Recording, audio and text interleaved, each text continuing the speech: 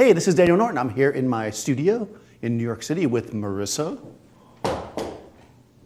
who came out. So today I'm going to talk about creating just a really simple high-key shot. You may notice in previous videos that I'm in the studio that has these beautiful windows. I put shades in front of it, and it's such a great place to shoot because you can just get this nice big open light, but not everybody has that, and it's not always bright in here. And but sometimes I like that look, so I've developed this kind of really simple technique that you could easily do. I'm going to use one single Profoto light. This is a B1X, and I'm going to shoot it through my 6-foot ScrimJim. Now, you could, in theory, use just about anything for this. You could use a bed sheet. The only issue is if you're not using something that is flat and stretched, and you're not using something that's clean in color, that it might affect your shot. So just be wary of that. But if you've got whatever, and you just want to test this out, some shades or whatever, you can try that first. So you put your flash here. I'm putting it far enough back so that the spread of it covers the entire 6-foot. That's important when you want to make your light source bigger and you're using a strobe like this. If I put it right up against it, it's not going to make it that much bigger, right? Because it's only going to light up part of it. And I'm kind of angling it down, so we're getting this wash of light. And you'll see when we get on the other side, I'm not going to use any other reflectors or anything. Just super, super simple. The light's going to bounce off the floor. Now, if you were in a place with dark floors, you could just throw another sheet on the ground. Because the idea here is we're just bouncing all kinds of light around. So let's check it on the other side. Hey, Marissa. Hi. Okay. So we have our Apple boxes here. Welcome to my studio. Yeah. Now, I would say that this studio that I built here might be smaller than Gavin's. But I'm not sure. I don't think so. His studio is pretty small. Okay, so the first thing I'm going to do is I'm going to set myself up with no flash because I want to create an exposure where none of the ambient light is going to affect my shot. So I'm going to go to, let's say, f8 at 2/50th of a second. Let's see what that looks like. Good. Okay, so we can see here, I mean, I see her a little bit, but for the most part, the ambient light's gone. If it was terrible, like harsh light coming in, I would get rid of all of it, but I think it's fine there. I'm going to now turn on my flash. I've got the Profoto light in my group A, and I'm going to use TTL to get my exposure. So here we go. It's on. I'm in TTL, 2/50th of a second, f8. Okay. Boom, there we go. All right, so now we're going to look at the exposure. It looks a little flat to me. And again, this lighting is going to be flat. That's kind of the point of it. So this is great for when you want that shadowless light that people ask for. If somebody's got a lot of wrinkles or that kind of stuff, it's going to be nice for that. It's a little dark, though, for me. Now, there's two ways you can approach this. First, I'm going to bring the light up a smidge. I'm going to go 4/10 of a stop up. We're going to look here, nice. Okay, see we had a little contrast there? But the other thing that I want to do here, because the light itself is so flat, is I'm actually going to come into my, I'm going to capture one here. I'm just going to come into my tools, and I'm going to add a little bit. I'm using my levels here. I'm just going to add a little contrast by tweaking my levels.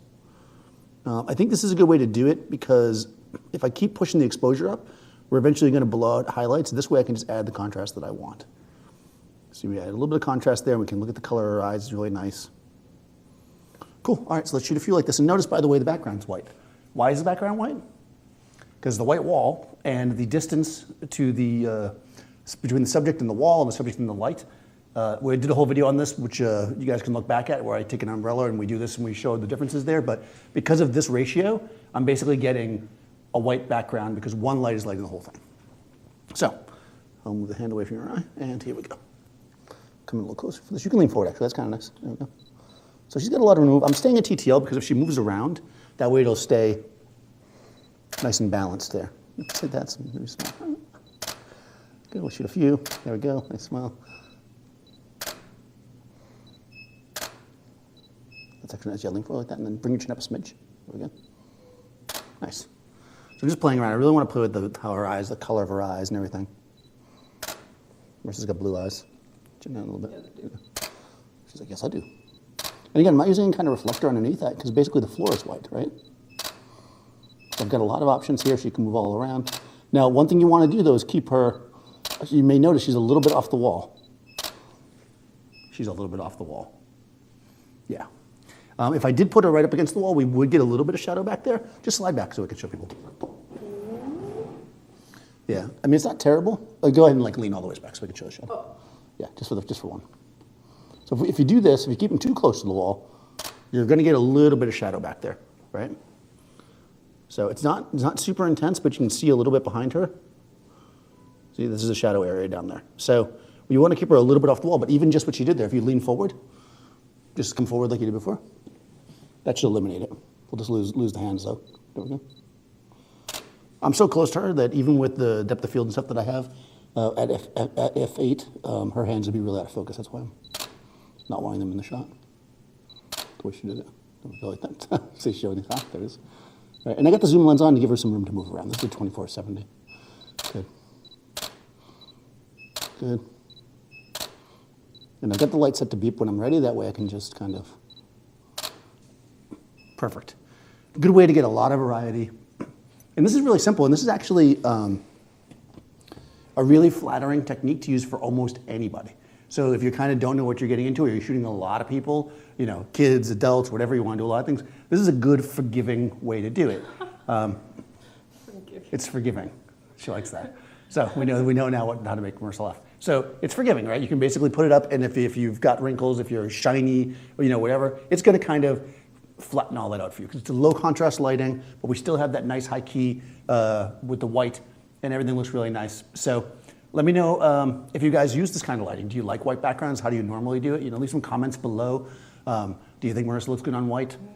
I think she does. We'll leave some of her information in the description so you guys can follow her, and be sure to follow me as well. And of course, subscribe to Adorama TV, and I'll see you next time on set.